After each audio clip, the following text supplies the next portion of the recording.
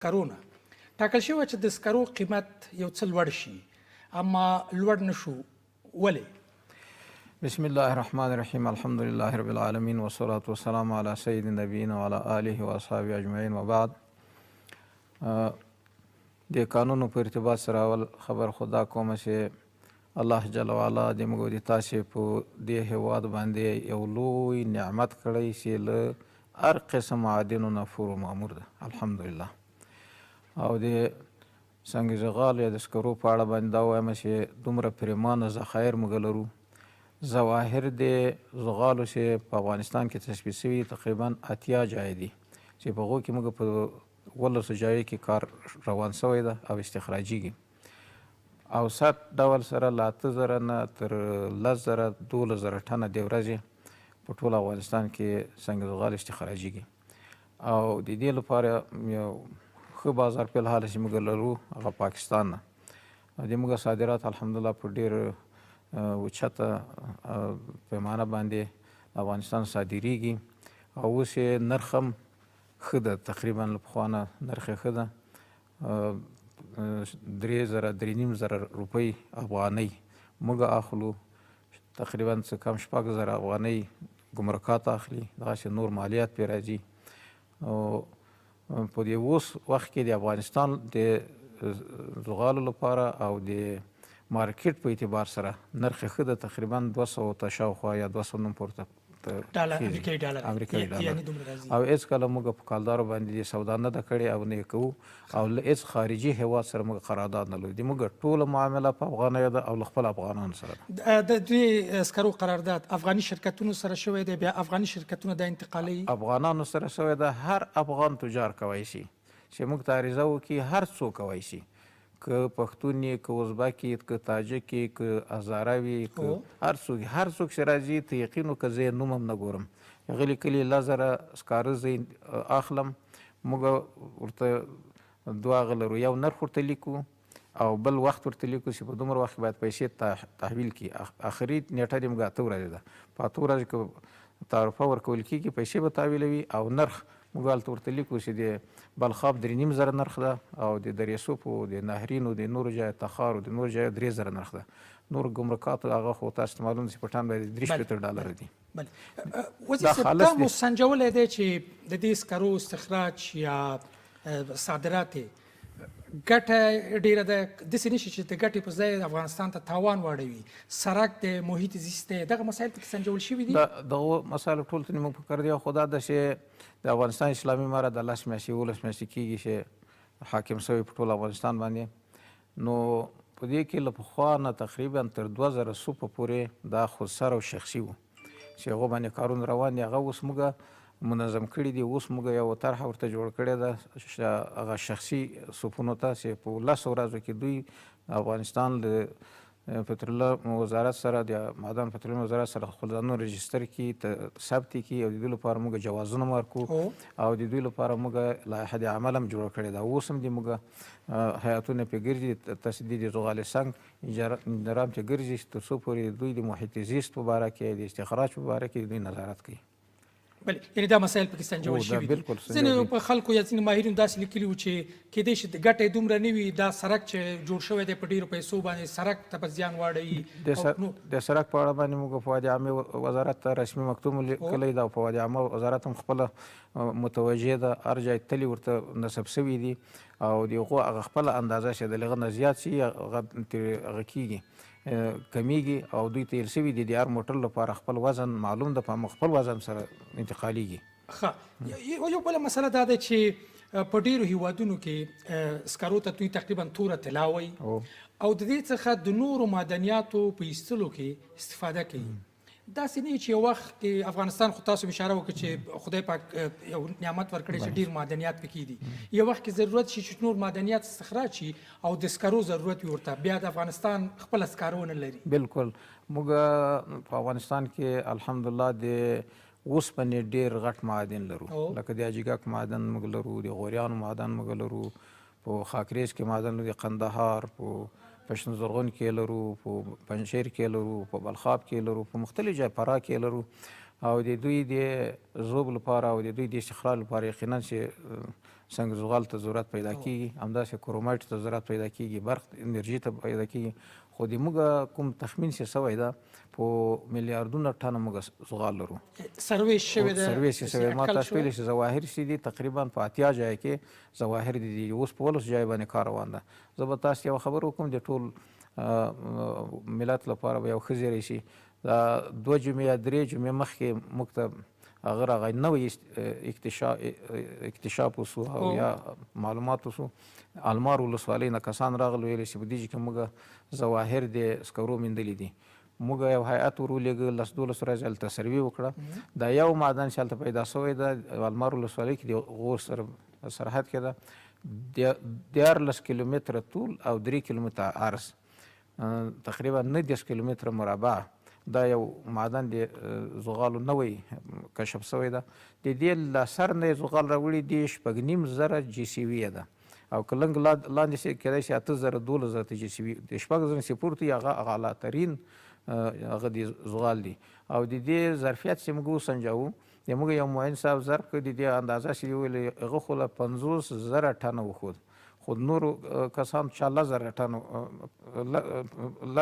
50 میلیونه ټنه او چا 10 میلیونه ټنه، اخر اندازه 3 میلیونه ټنه. په دا یو ځای کې پیدا شوي دي، هغه کم از کم 3 میلیونه ټنه او زیات 50 میلیونه ټنه ده چې د موږ د سنجش سره دا تقریبا 50 میلیونه ټنه تقریبا 10 کاله په دغه استخراج موږ دغه یو معدن موږ نس خلاصوي. دغه اندازه د استخراج روان د یو معدن موږ نس خلاصوي. ښاغلی وزیر، یو بله مسله ده چې په افغانستان کې او په خاصه توګه کابل کې هغه نور ولایتونو کې چې هوا سړه ده، د افغانستان خلک غریبان دي، لرګیو ته وسه نه کېږي، په ژمي کې سکرو نه استفاده کوي. آیا داسې کومه طرحه یا لایحه شته دی چې هغه نرخ چې دلته یو کورنۍ اخلي او هغه نرخ چې دوی صادروي یو تفاوت یو تفاوت خو دا ده پکې چې صادرېږي د باندې د هغو باندې ګمرک راځي، یعنې په یو ټن باندې تقریبا 6,000 ګمرک راځي. دا په داخلي مصرف کوونکو باندې په یو ټن باندې 6,000 دلته سوالات نه، بل په هغه باندې کرایه راځي، مالیات پرې راځي. دا او بل موږ نن هم دې لپاره یو بورډ موږ جوړ کړی دی، د سنگ زغال د تنظیم لپاره مې یو بورډ جوړ کړی ده، معین تخنیکي صاحب په مشري باندې چې معین د جیولوجي هم پکې ده او نور رئیسان هم پکې دي، یو بورډ جوړ کړی. په دې باندې نن هم د موږ بحث و. دا موږ کولی شو یو طرحه جوړه کړو چې د زغال سنگ د تصدي له لارې نه موږ خپل اکثر خلکو غوښتنه ښاغلی وزیر هم دا وکړه چې چېرته حکومت په خپله په ژمي کې موږ خپل استخراج سکاره په خلکو باندې حکومت وپلوري. بلکل موږ استخراج وکړو، هغه ته یو نرخ کېږدو او هغه موږ دلته لویو ښارونو ته وړو ښارونو ته ولېږو او هر چا ته په تذکیرې سره یا په یو میکانزم سره په یو خاص طریقې سره توزیع کړو په ارزان نرخ باندې، یعنې معین اندازه باندې یو خروار یا 2 خرواره دغه شی هر چا ته ورکړو. ځکه اوس هم خلک وایي چې تقریبا د 9,000 یا 10,000 نه قیمت 18,000 ته افغانیو ته رسېدلی دی. نو دا یو هغه دی، یعنې تاسو پلان لرئ چې په ژمي کې داسې یو چې ژمي کې به خامخا انشاءالله دوی ته موږ هغه ورکوو سوالات. د سکرو نه اخواته نور کوم معدنیات دي چې قراردادونه یې شوي، کارونه به پرې پیل شي؟ موږ زه چې راغلم دې وزارت ته، موږ یو خو د سکرو الحمدلله ډېر منظم روان ده. هغې صادرات یې ما تاسو ته عرض وکړل، 8,000 نه تر 12,000 ټنو د دې صادرات کېږي چې $200 شاوخوا ریال دین هم زیات عواید افغانستان ته راځي. او هغه څوک چې په کار لګیا دي په لسهاو په زرهاو کسان په کار باندې لګیا دي، موټر دي په سوونو موټر لګیا دي په کار ولیدلي دي، ډېر زیات عواید ملت لپاره هم راځي او د حکومت د خزانې لپاره هم جمع کېږي. نو د دې نظم موږ تر ډېر حده کړی هم ده، اوس هم کوو او د قاچاق مخه مکمله تقریبا نیول شوې ده. اگر که د قاچاق لپاره خو خلک هلې ځلې کوي، خو الحمدلله د افغانستان د اسلامي امارت د حاکمیت او سرتاسري سلطې له وجې نه د قاچاق مخه نیول شوې ده. نو یو خو دا هغه ده چې تاسو حساب ورته وکړئ چې که 5 میلیون د ما په حساب سره شاید 4 میلیون تر 5 میلیونه ټنو پورې د کال موږ صادرات لرو، 4 میلیونه 5 میلیونه. دا که تنها د مالیې وزارت چې $3 په باندې ګمرک ایښی ده، نو 1 میلیون 3 میلیونه سو 5 میلیونه تقریبا 300 میلیونه ډالر تنها د ګمرکات کېږي. هغه نور چې موږ محصول ترې اخلو یا 200 کې تقریبا $1 میلیارد د کال موږ له زغالو نه اخلو. دا څوک چې تبلیغات کوي د ما په خیال خدا ده چې یو هغه د وایي کلمة الحق یرید به الباطل، یو څوک خبره د حق کوي خو مطلب یې هلته باطل وي. اوس چونکې په افغانستان کې یو اقتصادي ظاهره داسې یو حالت چې د دنیا فکر هم دا ده او د بعضې خلکو فکر د نن په افغانستان کې دا چې افغانستان په یو اقتصادي مشکل کې ګیر ده او د اقتصادي مشکل نه ما درته ویلي 1 میلیارد ډالر موږ تنال د سنگ زغال نه د موږ خزانې ته راځي په کال کې. اوس د دې نه څنګه د دې مخه څنګه ونیول شي مختلف خبرې رامخته کوي. یعنی ځینې جالبې خبرې کوي یا لیکنې کوي وایي چې ظاهر خان ولې دا استخراج نه کړل، بیا دا نور حکومتونه راغلل دوی ولې استخراج نه کړل. زه به تا ته وایم خو دا د دې لپاره بازار نه و. اوس بهترین بازار پیدا شوی په دنیا کې. ډېر نور ملکونو موږ ته اوس مراجعه کړې ده. د بېګا ما سره یو ملک عربي ملک مراجعه کړې ده چې هغلته راشي او سرمایه‌ګذاري وکړي په استخراج د سنگ زغال کې او له دې د انتقال کې. د مالازیا هغه کړی ده، د قطر تجارانو نور هېوادونو یعنې علاقمندي ښودلې ده چې نور ځای ته هم شي. که چېرته نور بازارونه موږ پیدا کړي په دغه زغالو باندې انشاءالله موږ تاسې ډېر مشکل حل شي. یعنې فعلا ټول په سکرو باندې دی او داسې نور هم شته. دومره خبره زه دا درته کوم چې زه کولی شم تاسو ته وښیم دوه معدنه تېرې ادارې ورکړي دي 10 کلو لپاره په دریصوب کې. یو د خوشک په نوم ده، یو بل کس ته ورکړی د دواړو د 15 ورځې کېږي چې وخت پر راسو 10 کلو پر ورکړی د 15 ورځې کېږي چې وخت پر راسو. ته یقین وکړه چې یو یې په 200 افغانۍ ورکړی، یعنې د 15 ورځې مخکې د قرارداد چې تېرې ادارې د 10 کلو پر ورکړی په 200 افغانۍ. او دا بل د خوشک چې ورکړی دا اوس د ما خبرې باوري دا نن دوی راغلي چې موږ ته تمدید کړه په 1270 روپۍ ورکړی ټن 1270 دا تېرې ادارې ورکړي دا 15 ورځې مخکې خلاص. اگر که چې موږ راغلي وو موږ په باندې 3000 کړی وو ځکه موږ ورته ویلو چې تا دې کې بیخي غبن فاحش شوی ده او دا د بیت المال سره خیانت نه تاسو په دغه 3000 باندې ورکوئ. خو قرارداد رسمي شوی سره په 200 باندې سوی ټن او په 1270 باندې سوی.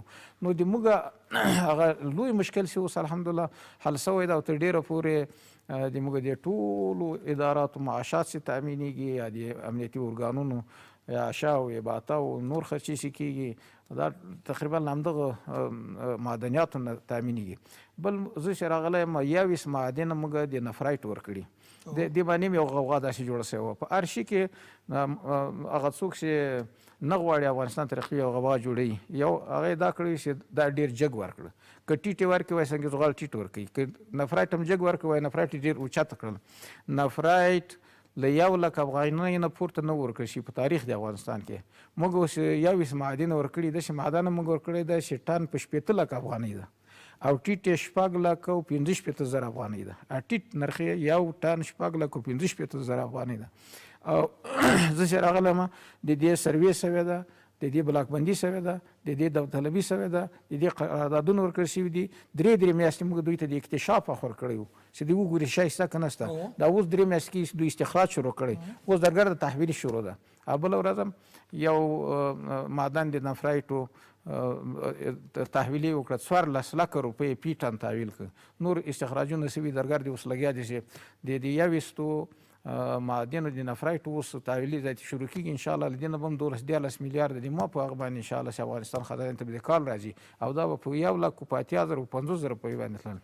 یعنې نورو معدنو باندې کار داسې موږ د کرومایټو عکسونه چې یو هغه کې چل افغانستان چور شو دغسې د کرومایټو موږ ورکړی دی. د کرومایټ آخري نرخ تاسې ته زه درښودلی شم، وزارت هم راتلی شم، معدن ته هم بولی شم. آخري نرخ د دې 4,000 افغانۍ و، هغه اوس تقریبا 1,000 افغانۍ ته ختلی ده، 15,000 ته 2,000 ته اوس هم په هغه کې تبلیغ پکښې کېږي دا ډېر جګ. یعنې دا استخراج د جمهوریت په وخت کې قراردادونه او استخراجېدل خو په ډېر دا په پروان کې ده هېواد شرکت ورته وایي. دا اوس هم په قرارداد کې ده هېواد شرکت ورته وایي په پروان کې استخراج کوي په 4,000 موږ چې راغلو په باندې 2,000 کړه. اوس ما معطل کړی د دوی استخراج روان ده. ما ویل چې دا نور معدنونه څو باندې ما ورکړي دا به اوس په ته نرخ پورته کوې ځکه دا بیت المال مال دی.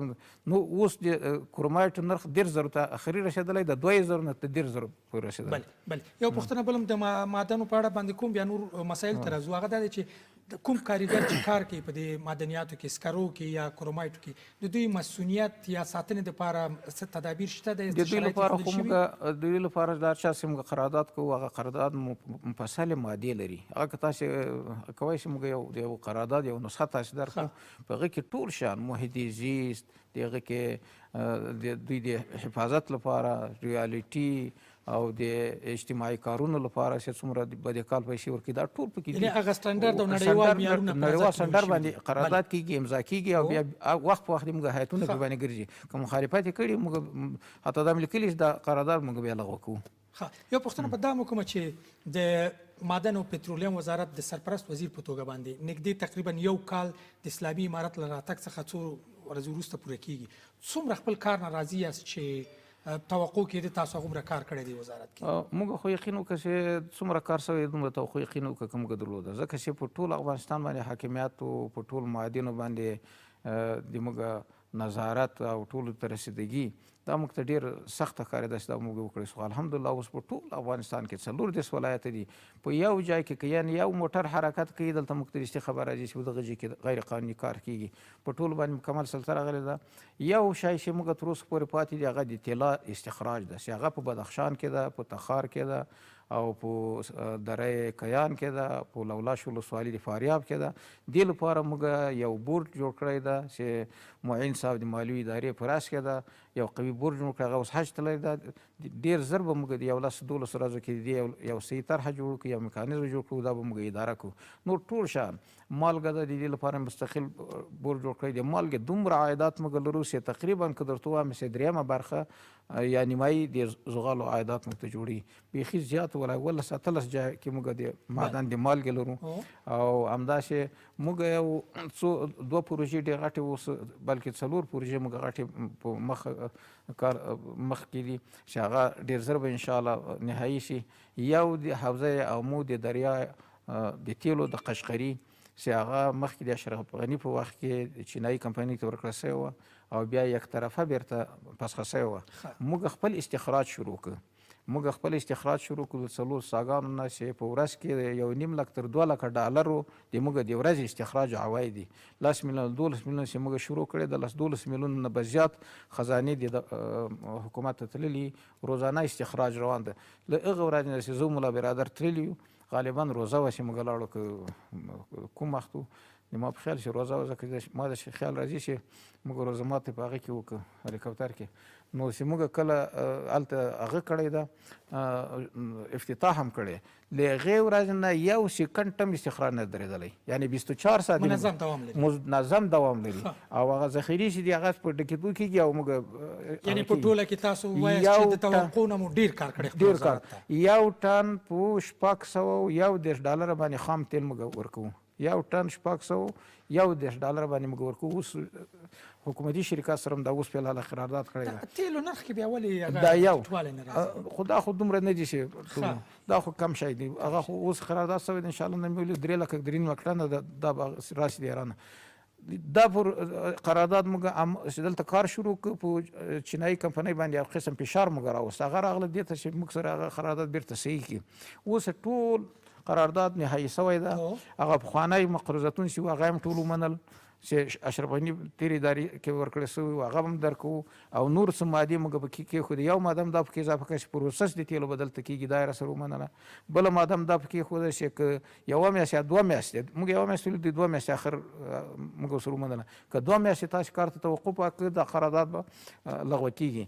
او په اول کال باندې به $150 میلیونه فی الحال د اوس نه شروع کړي دوی به دلته سرمایه‌ګذاري په دې تیلو کې. دا د میلیاردونو ډالرو هغه د ذخیرات دي موږ سره چې دې نه به هغه کېږي. او په دې کې تفصیلات وخت اخلي چې موږ کوم تفصیل سره کړی ده د دوی موږ شریک دی، حکومت د سره شریک ده.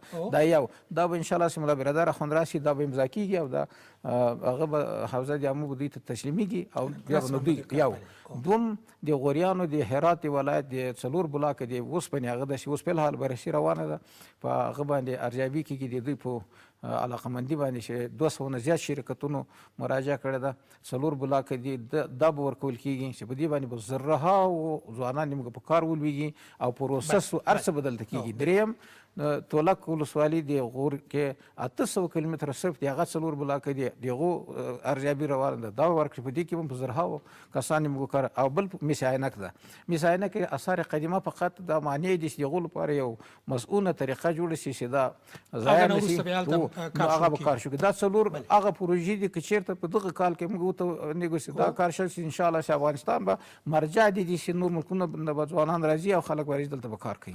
یو پوښتنه بل هم دا چې څو ورځې مخکې یو پاکستاني پلاوی راغلی و دوی د څه لپاره راغلي وو څه یې غوښتل د دوی خو تاسې به اورېدلي چې د تجارت او د لارې او د ترانسپورټ په باره کې دوی خبرې کړي دي او هغه هم سول نشر هم سول نو نور کوم یعنې دې نه اضافي د زغال باره کې نه د کوم قرارداد خبره شوې ده کوم د زغال خبره به موږ هغه قرارداد به له هغه ملک سره به کوو په هغه رقم سره به کوو چې د موږ د افغانستان ګټې پکې څو شی ما په نظر کې نیولي دي یو دا ده چې موږ قرارداد به خامخا په ډالر وي که هر چا سره کوو په بل کرنسي باندې نه کوو په ډالر به کوو یو دوم دا ده چې له هر ملک سره موږ قرارداد کوو نو جهاني قیمت سره چې کوم بازار د قیمت په هغه اندازه به یې کوو له هغه نه به یې ټیټ نه کوو او دریم دا ده چې هر چا سره کوو استخراج که دوی ته ورکوو یعنې یو معدن ورکوو دوی به په فني مسلکي عصري ټکنالوژي سره د استخراج کوي څلورم دا ده چې انتقال چې دوی کوي د موږ د سرکونو د معیار مطابق به کوي دا څلور هغه مهم اصول دي چې موږ په نظر کې نیولي دي له دې نه موږ چاته لاندې البته خپلو تجارانو سره موږ سهولت کوو. بله مننه ښاغلی وزیر بل بحث راځو تاسو د وزارت تر څنګ یو بل مسؤلیت هم درکړل شوی دی چې دغه کمیسیون په راس کې هستئ چې کوم شخصیتونه یا سیاسیون چې د افغانستان څخه دي باندې دي هغوی ته بیرته بلنه ورکړي چې افغانستان ته راشي په دې کار کې څومره موافقه وایي او څومره خلک هم تقریبا راغوښتي دي دعوت کړي دي چې افغانستان ته راغلي دې باره کې خو دا هم د 3 یا 4 کاله چې په افغانستان کې کوم جنګ روان ده ډېرې بدبختۍ د افغانستان په ملک باندې مسلط وي یوه بدبختۍ دا وه چې افغانانو یو بل نسو زغملی او یو بل ته غېږ نسو خلاصولی په صداقت سره نو د افغانستان د اسلامي امارات د مشرتابو د امیر المؤمنین حضرت شیخ حفظه الله صاحب دا لوی ابتکار و چې کله موږ له امریکایانو سره امضا کوله مخکې د فرمان د عفوې د خپلو ټولو مخالفینو لپاره اعلان کړ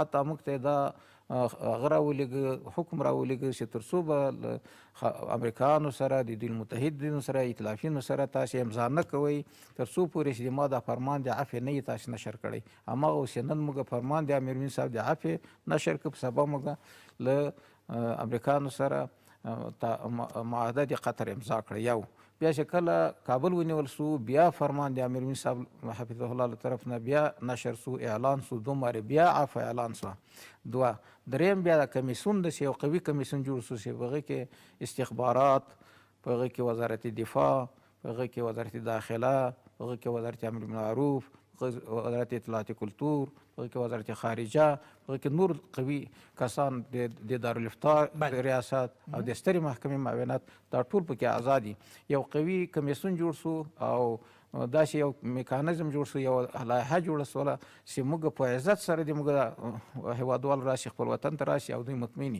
د دوی سر مال ناموس عزت هر څه په امن وي حتی دوی ته دومره مسؤلیت ورکړل سوی ده چې شخصي که څوک دعوه په چا باندې لري نشي کولی چې په حوزې له لارې د ولسوالي له لارې د قمنداني له لارې د ولایت له لارې دوی باندې عرضه وکړي دوی هر څوک شخصي عرضه پې لري یا دعوه پې لري هغه عارض به کمیسیون ته مراجعه کوي کمیسیون به د هغه په عرض باندې د هغه په هغه باندې غور کوي بیا به دواړه خواوې کیني که چېرته د هر حقیقت درلود بیا به قضا تلیږي نو دا دې لپاره چې څوک چې د وطن وتلی دي هغه 100% کې مطمئن شي بیرته خپل ملک ته راشي د بل چا په لمنې کې ونه لویږي او نور په د وطن کې چې امن راغلی ده امان راغلی ده ترقي راغلی ده حاکمیت ملي راغلی ده اسلامي نظام راغلی دی مقابل کې څوک نه جنګي بغاوت په لمنې کې ونه لویږي چې دنیا او آخرت خرابېږي ځینې کسان چې راغلي دي یو شکایت لري چې د دوی په اړه باندې پروتوکول نه ورکول کیږي یعنی لکه پخوا چې یو چارواکي ته وزیر ته پروتوکول ورکول کېده فکر کوئ چې پروتوکول ضروري دی چې هر شخص باید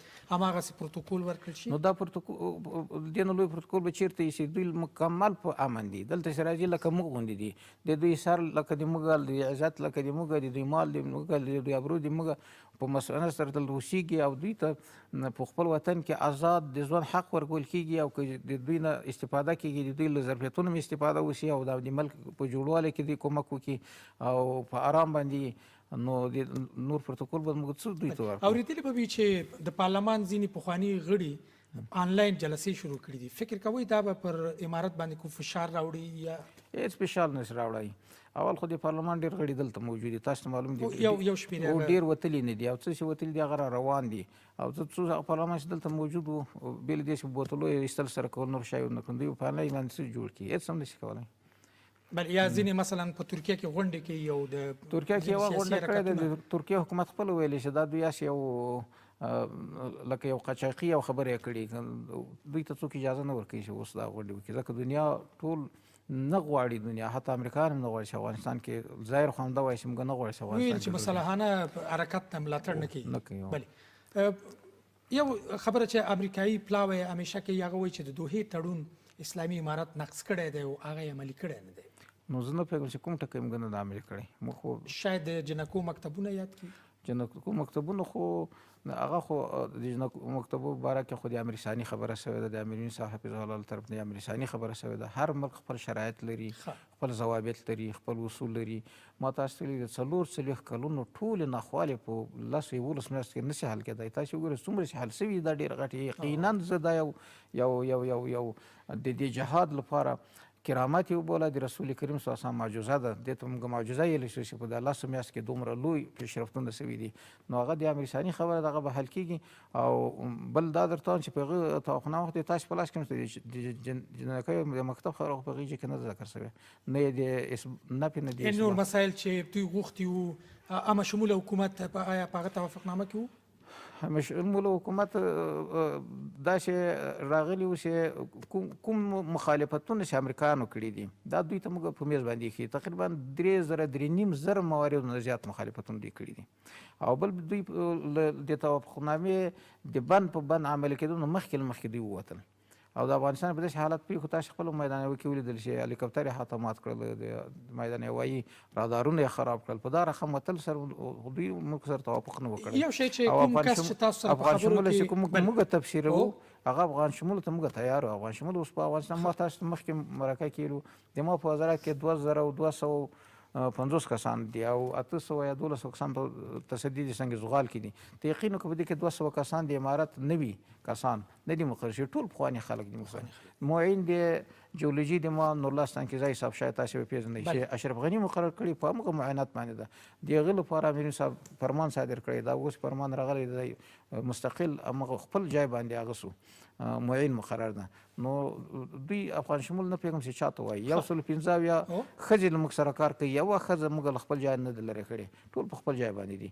نو افغان شمول که دې ته وایي چې 115 څېرې دي چې افغانستان تباه کړی د هغه راشي بیا په افغانستان مسله شي، نو هغه ته خو موږ افغان شمول نه وایي. بیا بله پوښتنه په دې اړه باندې کوم څوک چې تاسو سره توافق امضا کړ یا په دې خبرو کې په دې 18 میاشتو کې تاسو سره بوخت و ښاغلی زلمی خلیلزاد څو ورځې مخکې په یو مرکه کې ویلي چې اسلامي امارت یا طالبان امریکا ته په یو مشکل باندې بدل شوی دی، ولې دوی داسې نظر ورکوي؟ که دی دغه وایي چې د افغانستان اسلامي امارت په یو مشکل باندې بدل شوی، زه هم په هغه مذاکراتو کې 18 میاشتې زه وایم چې افغانستان د اسلامي امارت د امریکا او د متحدینو لپاره د دنیا لپاره یو پرامن افغانستان منځته راوړی. زه بیا دا وایم برعکس او فیصله بیا دنیا خو کې او تاسو وکړئ چې دغه خبره صحیح ده چې موږ په مشکل بدل شوي او که ما خبره صحیح ده چې موږ دنیا ته یو پرامن افغانستان پیش کړی.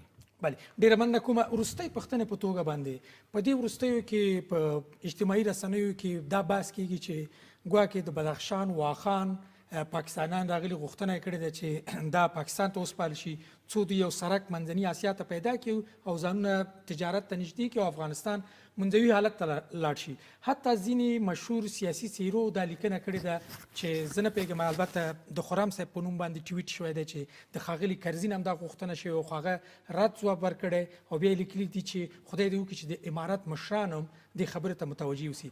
آیا په حقیقت کې داسې څه شته کېدای شي ملت واوري دا اوس؟ نو که له کرزي صاحب نه دا غوښتنه شوې وي شاید چې په هغه وخت کې به توقعات خارجیانو دا اوسي د افغانستان خاوره ډېره ارزانه ده، دا هر چا ته ورکول کېږي ځکه چې د 48 ملکونو اشغالګر دلته راغلل او دلته ورته اجازه ورکړل سوه، بلکې په هغو باندې افتخار وسو، د هغو لپاره رایه ورکړل شي، همدا ولسي جرګه ته یادوله رایه ورکړل شي اشغال دوام وکړي. نو که په هغه وخت کې دا توقع د دنیاوالو یا د چایي او دوی نه یې کړي، زه خو علم نه پرې لرم، خو خرم صاحب خاص سکرتر ده د کرزي صاحب له کرزي صاحب نه دا غوښتنه سوې شاید هغو په امید ورته و چې کرزی صاحب کیدای شي دا کار وکړي، خو د افغانستان اسلامي امارت د سیاست په اړه او زموږ د دریځ په اړه موږ د 1 انچ خاورې ته تیار نه یو چې بل چاته یې ورکړو، بل هېواد ته یې ورکړو. یو او نه دا توقع له موږ نه نور هېوادونه کولی شي چې 1 انچ خاوره د یعنې د اشغال کړي. اوازه ده هسې خبرې او دي. زه وایم چې کله و حاشا هېڅکله نه مطالبه شوې ده او نه موږ هېڅ چاته اجازه ورکوو چې افغانستان دننه اشغال وکړي یا 1 انچ خاوره ونیسي. موږ به هېڅکله دې ته تیار نه سو چې یو ستراتیژیک د شورای امنیت عضوه یو لوی هېواد لکه چین غوندې د موږ ګاونډی له ګاونډیتوب نه یې موږ ختم کړو، موږ خپله خاوره بل چاته ورکړو او د ګاونډیتوب یو شپږم ګاونډی د موږ چې لوی هېواد او دا له لاسه موږ ورکړو د موږ خپله خاوره بل چاته ورکړو. زه خو لا دا وایم د ما خپله هغه دا د چینان څخه خبره کړې ده چې د چین له لارې د واخان له لارې نه یو بین المللي سړک جوړ شي، یو لوی سړک جوړ شي چې په بدخشان باندې حرکت شي، افغانستان وصل شي له چین سره. دا به یو ستراتیژیک تجارتي لارې دي. موږ دا هېڅ امکان نه لري، هېڅکله کله و حاشا هېڅکله په سخت الفاظ زه ردوم نه څوک دا توقع کوی شي که موږ ګاونډیان دي چې د افغانستان خاورې دوی ته ورکړل شي او نه د افغانستان په امارت کې به یو کس نه به په افغانستان کې یو کس دا وکړي چې واخان یا بل یو سره چاته ورته ورکړي. دا زه سخت په کلکو ټکو ردوم، نه پوهېږم چې خورم سودا له کوم ځای نه دا خبره راخلي. د افغانستان د کانونو او پترولیم سرپرست وزیر ښاغلی شهاب الدین دلاور، ستاسو نه ډېره مننه کوم چې استدیو ته مو تشریف راوړ او زموږ پوښتنو ته مو تاسو نه ځوابونه مننه ورکړل. کوم، ډېره ډېر مننه شکریه. کور ودان، سلامت اوسئ. مننه. ستاسو لیدونکو نه مننه کوم چې ملتیا مو وکړه. تر بیا د خدای په امان.